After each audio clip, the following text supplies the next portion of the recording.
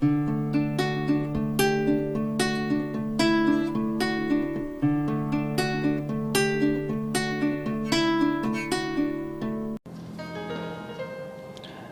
pessoal, sejam bem-vindos a mais um vídeo do canal Literatura Espírita. Hoje nós estaremos tecendo alguns comentários a respeito do filme O Milagre na Cela 7, que é um filme que está fazendo muito sucesso atualmente na Netflix. Muitas pessoas têm assistido, têm se emocionado. Então nós vamos pegar a história, que é uma história fictícia, né?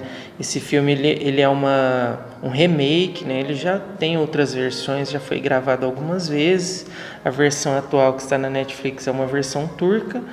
E nós estaremos tecendo alguns comentários a respeito da drama, né, que se desenvolve no filme, né, do drama que se desenvolve no filme. Lembrando que, além dessa história ser uma história fictícia, o filme em si, ele retrata algumas situações que são normais no nosso planeta, né?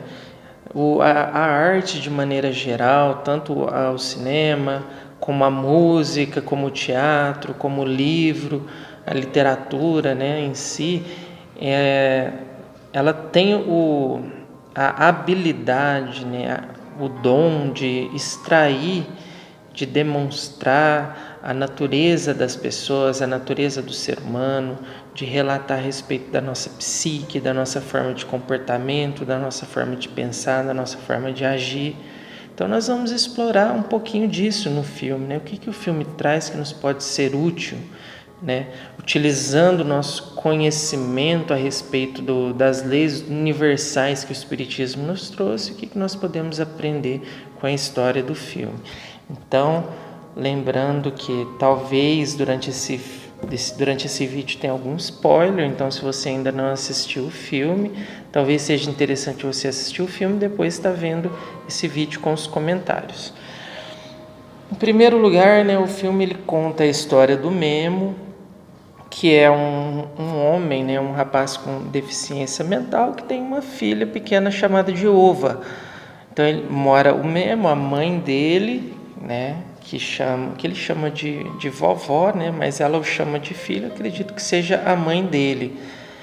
E moram apenas os três. A mãe da Ova, ela faleceu, segundo o relato do próprio Memo, quando ela era criança, quando a Ova ainda era criança pequena. Então a menininha foi criada por ele e pela mãe dele, pela avó. Então o Memo ele mentalmente ele é como uma criança, ele tem uma deficiência mental. Então ele vai buscar a Ova na escola, por exemplo, os meninos, né, os amigos de sala dela caçoam dele, né, tiram um sarro e tudo mais, né, porque acham engraçado o jeito dele agir. Por exemplo, ele vê os bandos de pássaros migratórios passando no céu e ele tenta correr para pegar esses pássaros, né?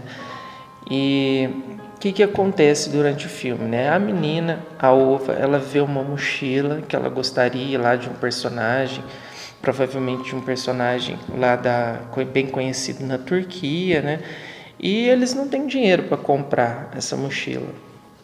Então o Memo promete para ela que ele iria vender maçãs do amor, aquelas maçãs, né, com cobertura doce, para conseguir o dinheiro para comprar essa mochila. Então é isso que ele faz, ele vai, vende as maçãs lá numa festa que tem, e aí, conseguindo dinheiro, eles vão para comprar a mochila. Quando eles chegam para comprar a mochila já está sendo vendida para uma menina que é filha lá de um soldado de alta patente lá do exército turco.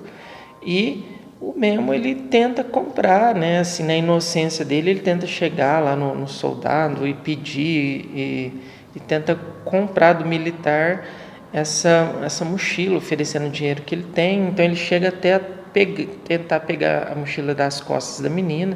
Aí o militar vai lá, bate nele, né? O dono da loja explica que ele tem problema, tem essas limitações e tudo. Então acaba ficando por isso mesmo. Então eles ficam muito tristes, né? A menininha Ova fica muito triste, não só porque ela não conseguiu a mochila, mas principalmente porque o pai apanhou. Depois disso, né, passado um tempo, eles estão brincando lá. O Memo, ele é pastor de ovelhas.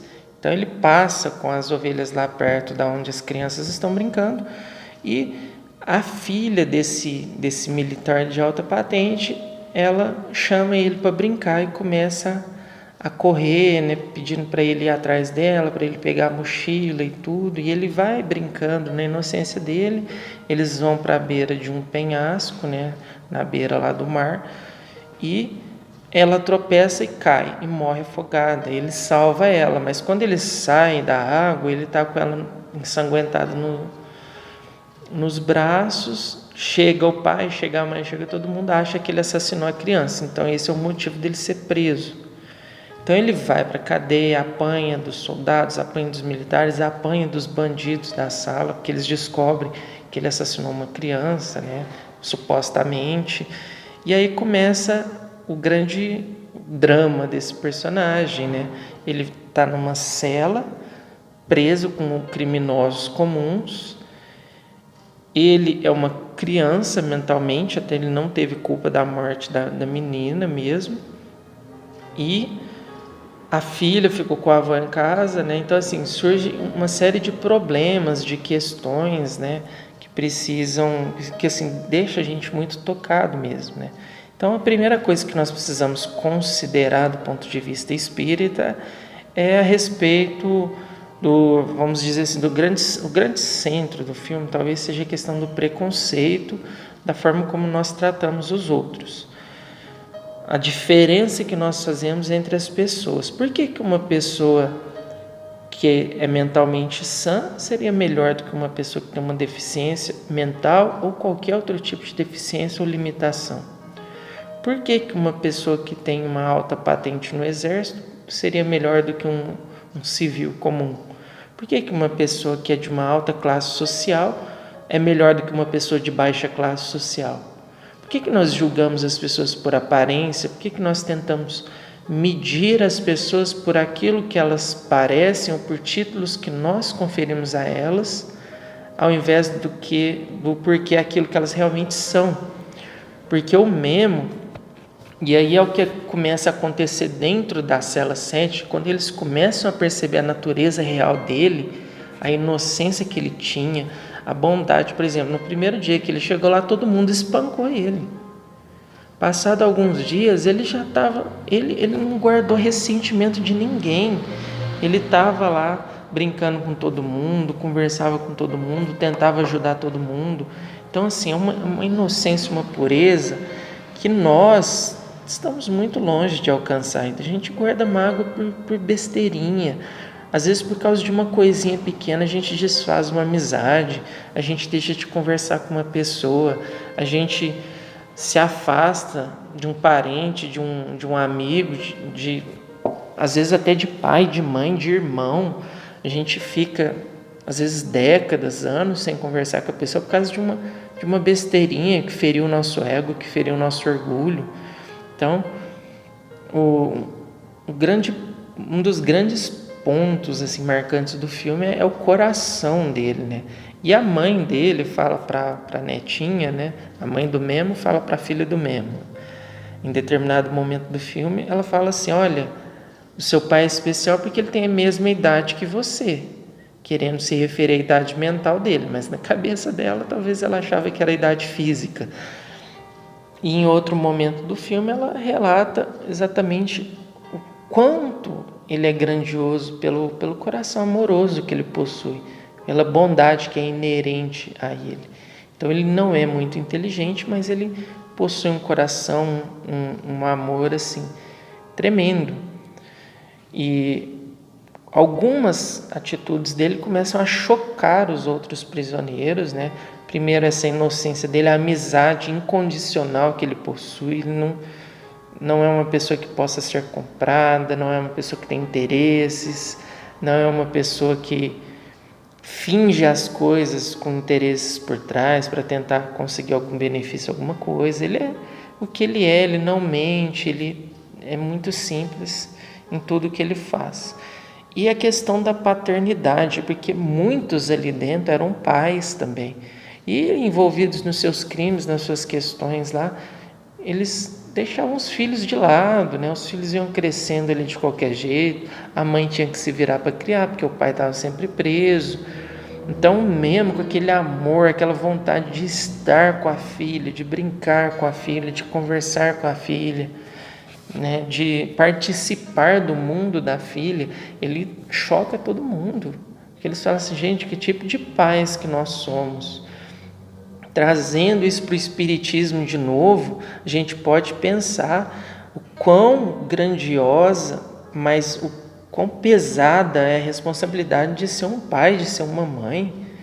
Imagina, vai vir um espírito reencarnar através de você, você vai conceder, né, seu DNA para a formação de um corpo onde um espírito vai habitar ali, às vezes durante décadas.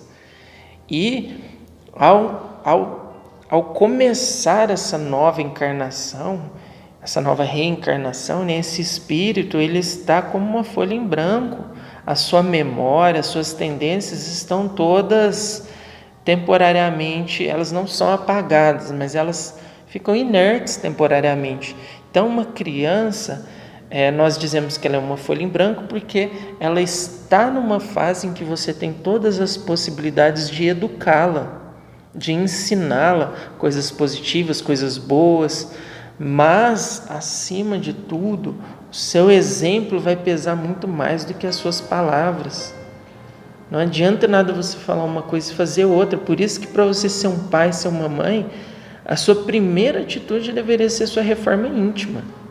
É você pensar assim, poxa, vai vir um espírito que eu terei que educar, mas como que eu vou educar um espírito se eu não eduquei a mim mesmo primeiro? Então, assim, é uma responsabilidade tremenda. Tem um vídeo do Haroldo Dutra Dias, né? É uma história que ele comenta, na verdade, em algumas palestras, né?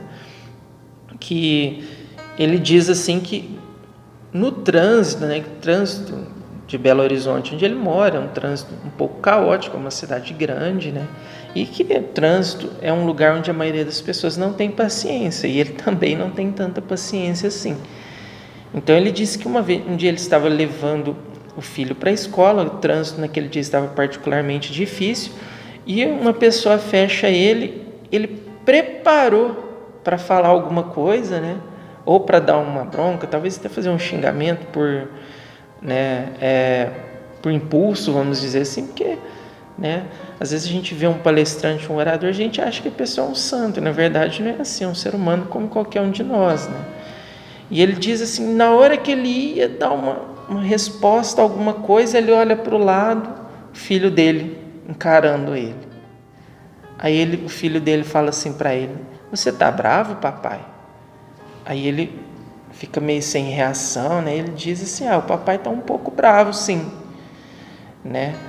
E aí ele diz assim que aquilo no primeiro momento choca ele, né? Assim, como se a criança estivesse vigiando ele. Nossos filhos realmente fazem isso, né? As crianças, elas nos vigiam, elas estão atentas ao que a gente faz, se a gente é coerente com as nossas palavras, né? Aí ele diz para o filho que ele está estressado, que ele está bravo, que ele talvez ia responder, falar alguma coisa ali. Aí o filho dele, né, para dar o arremate, né, fala assim, imagina, papai, se é uma das pessoas que assiste a sua palestra. Aí ele pensa assim, eu estava acabado, né? Todos os dias lá eu falando sobre perdão, sobre tolerância, sobre reforma íntima. Aí de repente eu xingo a pessoa no trânsito, é a pessoa que assiste a minha palestra, eu ia ficar totalmente desmoralizado, né?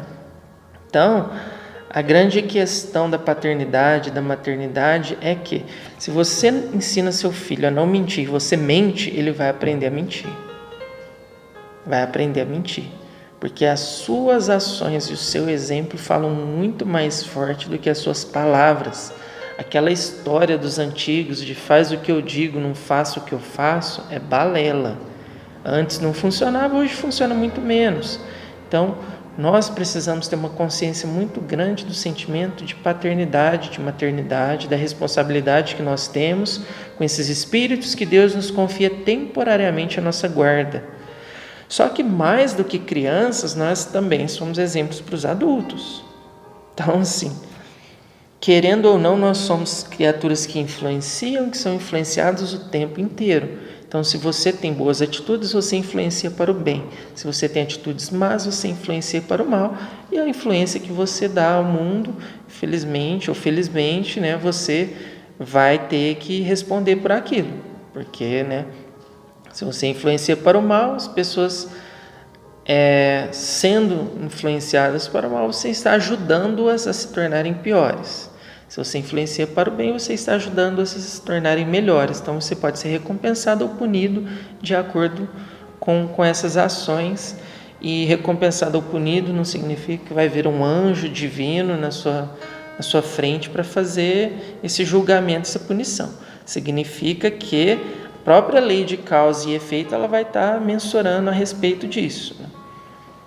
Então, assim, esses são os 2 pontos do filme que mais me marcaram, mas tem algumas outras questões subjacentes que a gente pode imaginar. Então, por exemplo, o diretor da prisão, ele era um homem extremamente íntegro, reto, justo naquilo que ele fazia. Foi ele quem ajudou o Memo a não ser... O Memo ele chega a ser condenado à morte por enforcamento, né, no filme, mesmo depois de saberem que ele era inocente, porque lá o militar de alta patente lá descobriu que ele era inocente, para ele não interessava, a filha dele morreu, ele queria punir alguém, e o bode expiatório seria o Memo, que já estava ali, todo mundo já achava que ele era culpado mesmo. Mas o diretor sabia que ele era inocente, então ele deu um jeito, né, de salvar o Memo.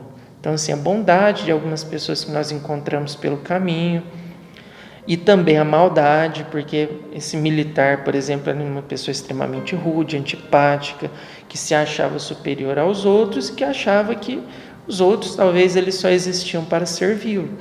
Então, assim, enquanto o Memo, a gente pode até pensar assim, por que o Memo passou por essa situação, né, caso fosse uma história real, por que ele foi preso injustamente? E existe, embora essa história seja uma ficção, nós temos milhares de relatos pelo mundo de histórias parecidas. Pessoas lá que estão no lugar errado, na hora errada, ou que servem de bode expiatório para pessoas importantes, vão lá, são presas injustamente, passam a vida na cadeia, às vezes no fim da vida da pessoa descobre-se que a pessoa era inocente. Às vezes a pessoa é assassinada, é espancada, e depois descobre que ela é inocente, né? E aí vai o cuidado também da bestialidade da sociedade, de quando pega um criminoso, por exemplo, querer espancar a pessoa, querer fazer justiça com as próprias mãos, né? Querer matar a pessoa, linchar a pessoa, junta ali 15, 20 para linchar a pessoa. Então, assim, mesmo que a pessoa for um criminoso, não dá o direito de ninguém matar a pessoa, linchar ou fazer o que quer que seja. E se você ainda não tem certeza do crime, você ainda corre o risco de fazer isso com uma pessoa inocente, que é mais grave ainda. Imagina, você espanca uma pessoa, mata a pessoa, com um intuito de vingança, depois ainda descobre que essa pessoa era inocente, hein? Como é que vai ficar a sua consciência para o resto da eternidade depois? A gente fala eternidade, a gente sabe que nada é eterno, nem mesmo as punições, mas para o espírito em expiação, especialmente com sentimento de culpa, enquanto ele está no processo expiatório, para ele é como se fosse uma eternidade, porque o tempo se passa de uma maneira extremamente lenta quando você se culpa ou se martiriza por algo. Então, que fiquem assim, essas reflexões para nós, né? Não vou me estender muito além destes pontos. Claro que existem muitos outros detalhes no filme que podem ser abrangidos, que podem ser trabalhados, mas eu acho que essas coisas que a gente comentou aqui são suficientes por enquanto, né? Depois talvez a gente possa até fazer um outro vídeo no futuro, detalhando um pouquinho mais essas situações, mas que fique estes exemplos para nós, né, de como nós precisamos melhorar em termos da nossa moral. E nós não podemos condicionar a nossa moral à moral alheia, vamos dizer assim. Tem gente que fala assim, quando meu marido melhorar, eu melhoro. Quando a minha mãe melhorar, eu melhoro. quando meu irmão, quando meu chefe, quando meu subordinado, etc., melhorar, eu melhoro. Então quer dizer que se a pessoa estiver se afundando em termos de compromissos morais, você vai se afundar também? Você vai esperar a pessoa melhorar, essa pessoa melhorar daqui 500 anos, daqui 1000 anos, daqui 20 encarnações, aí você vai ficar também atrasando sua evolução por conta dos outros. Então você precisa ter a disciplina de saber o que é certo e fazer o que é certo independente do que o outro está fazendo. Ah, mas eu estou ajudando, o outro está me prejudicando. Eu faço bem, o outro me faz o mal. Eu perdoo, o outro não perdoa. Gente, ninguém é mais criança. Ninguém é mais criança. Criança que fica querendo, às vezes, condicionar as coisas. Ah, meu amiguinho me chutou, tem que chutar ele também. Ó. Pelo amor de Deus, né? Então, nós somos adultos, nós somos pessoas que já estão estudando, que já têm uma certa consciência. É lógico, ninguém aqui está dizendo que é fácil. Ninguém, principalmente questões emocionais.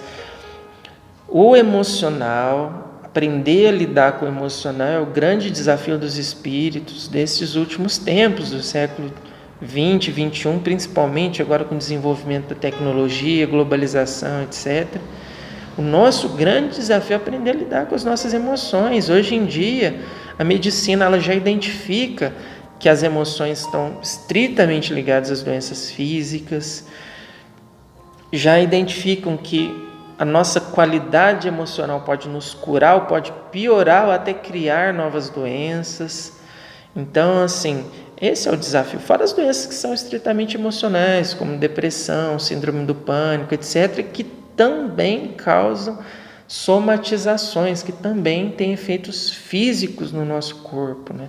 Então, nós precisamos aprender a lidar com as nossas emoções. Essa é a parte mais difícil da história, né, de fazer, né, de agir e não reagir quando alguém fala alguma coisa que nós não gostamos, quando alguém age de desacordo com o que a gente acredita que é o certo, ou de acordo com a nossa vontade.